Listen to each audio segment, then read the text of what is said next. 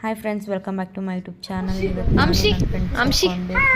ಅಕ್ಷರ ಕರ್ತಿದ್ಲು, ಅವಳ ಮನೆಗೆ ಹೋದ್ವಿ, ಊಟ ಮಾಡಿದ್ವಿ, ಒಂದು ಸ್ವಲ್ಪ ಹೊತ್ತು ಆಟ ಆಡಿ ಮಾವಿನಕಾಯಿ ತಿಂದ್ವಿ. ಅಂದರೆ ಹರಿದ್ವಿ ಮಾವಿನಕಾಯಿನ, ಚಿಂದಿಗೆಲ್ಲ ಜೀರ್ಣ ಆಗಿದೆ. 20, 23, 24, 25, 26, 27, 28, 29, 30, 31, 32, 33, 34, 35, 36, 37, 38, 39, 40. ನಾನು ಬಂದೆ.